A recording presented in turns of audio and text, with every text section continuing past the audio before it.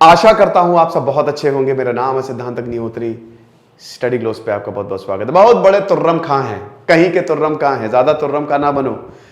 ये वर्ड आपने सुना होगा, ये शब्द आपने सुना होगा, ये नाम, लेकिन इसका आपने इतिहास जानने की कोशिश की है?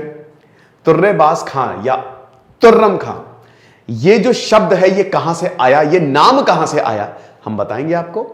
वैसे आपको बता दूं कि संसद में ये सब जो शब्द है ना, ये सारे शब्द ये अनसंसदीय हैं, मतलब आप इसको यूज नहीं कर सकते। तुर्रम खान आप यूज नहीं कर सकते संसद में, ना कोई भी पॉलिटिशियन यूज नहीं कर सकता। जुमला जीवी आप यूज नहीं कर सकते। चिल्लम हो गया, दलाल हो गया, अंट शंट हो गया, ये ऐसे वर्ड्स हैं जो आप संसद में यूज नहीं कर सकते। आपके ऊपर कार्रवाई होगी अगर आपने यूज कर लिया तो।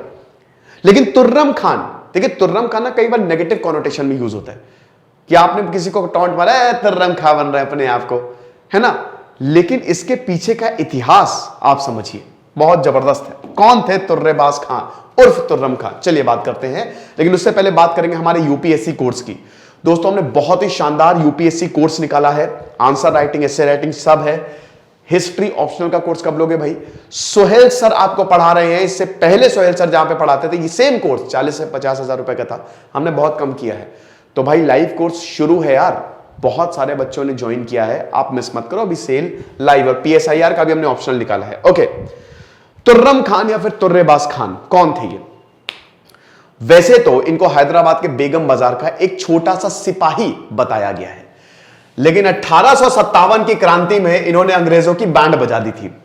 6000, ऐसा बोला जाता है, इतिहासकारों का यह मानना है कि इन्होंने 6000 की फौज खड़ी कर दी थी और रातों रात अंग्रेजों की बैंड बजा दी थी।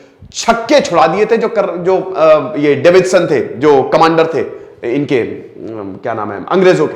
ठीक है, तो कहानी ये है 1857 पे। मैंने ढेर सारे लेक्चर्स लिए, आप देखिएगा, संक्षिप्त में समझे तो 1857 is the first war of independence. 1757 battle of Plassey और 1764 बैटल ऑफ बक्सर के बाद अंग्रेजों के पास बंगाल आ गया, बॉम्बे पहले से ही था, और मद्रास, 3 जगह प्रेसिडेंसी बनाई गई। ठीक है, अब धीमे धीमे 100 सालों में अंग्रेजों ने ऐसी बैंड बजाई कि सारे के सारे शहर इन्होंने लेने शुरू कर दिए।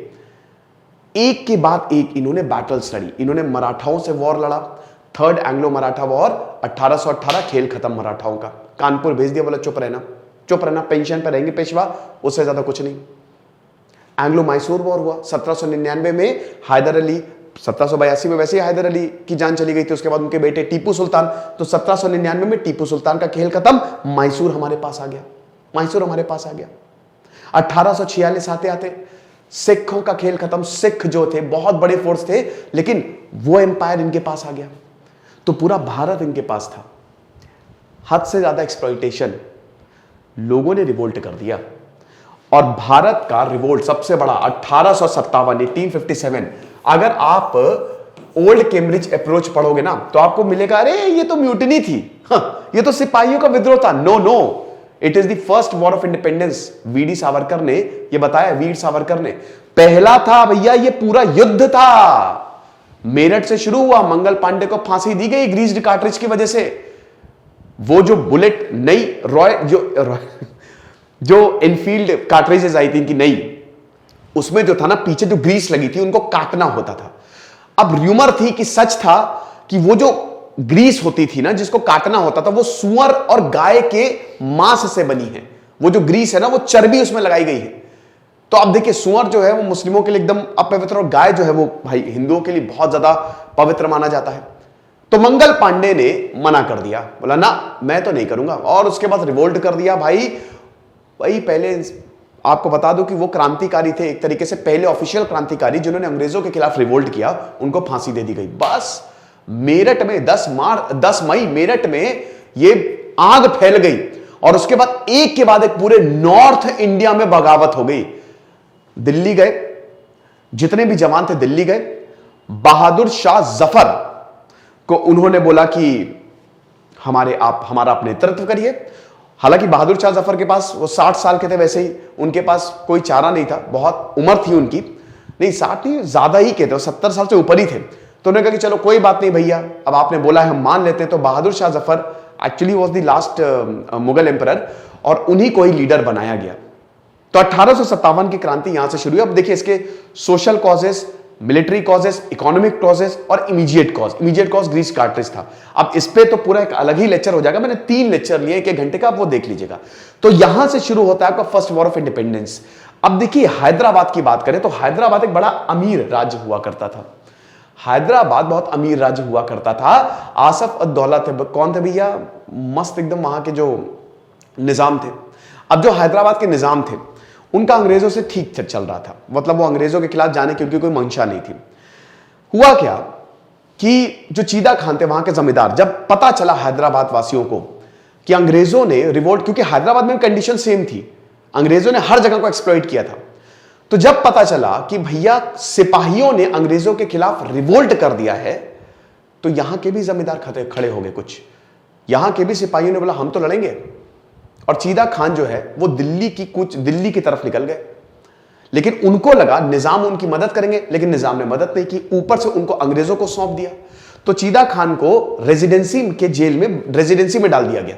ठीक है, अंग्रेजों जहां रहते थे ना, पूरा किला बना के वहां पे उनको डाल दिया गया रेजिडेंसी में, तो जेल के अंदर बंद।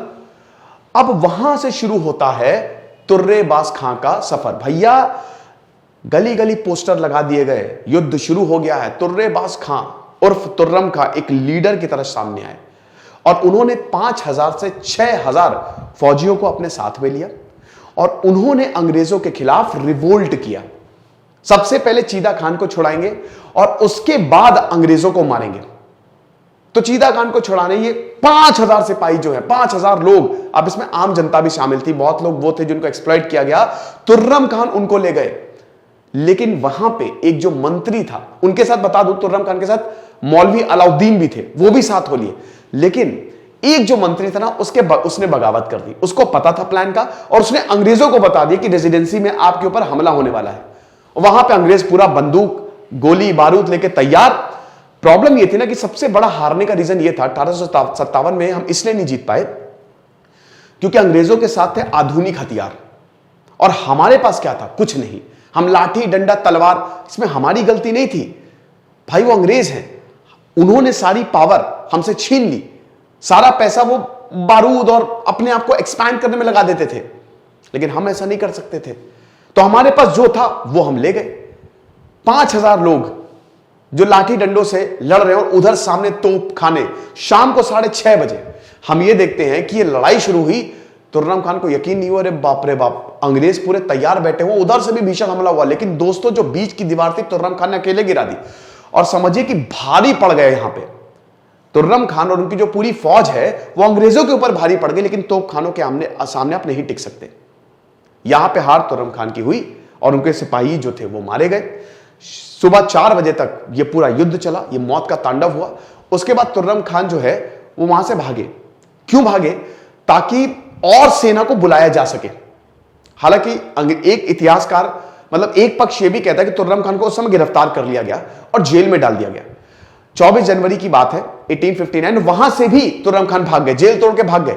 दोबारा वो जंगलों में चले गए और दोबारा उनको गिरफ्तार किया गया।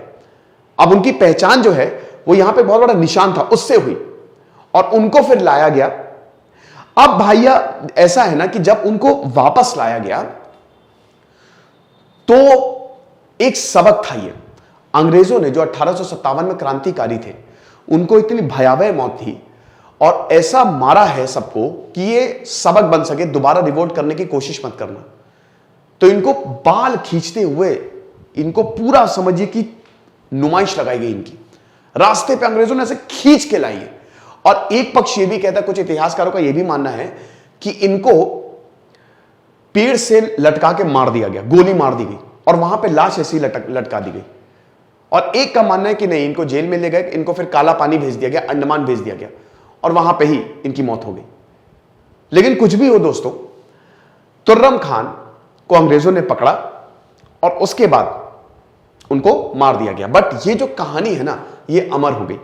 एक छोटा सा मेमोरियल भी तुर्रेबाज खां से हैदराबाद में तुर्रेबाज खां के नाम से बनाया गया है। ये वीर गाथा है, ठीक है। तो यहां से आया है एक्चुअली, ये यही रिप्रेजेंट करता है ना कि आप देखिए कि 5000 की सेना बहुत बड़ा आंकड़ा है ये। और एक इंसान के साथ इतनी बड़ी सेना जो है वो होली। तभी कहते कि अपने आप को तुर्रम खां समझ रहे हो क्या, कि सब कुछ जीत लोगे, इतनी बड़ी सेना को लीड कर लोगे, इतना कुछ तुम्हारे पास आ जाएगा। नहीं, ऐसा कुछ नहीं होगा। उस समय निजाम साहब दे देते तो जीत जो है वो हमारी ही होती। फिलहाल ये लेक्चर था, तो ये कहानी मुझे बड़ी इंटरेस्टिंग लगी, मुझे लगा कि चलिए मैं आपको बताऊं। खुश रहिए, पढ़ते रहिए। दिस इज सिद्धांत अग्निहोत्री, साइनिंग ऑफ।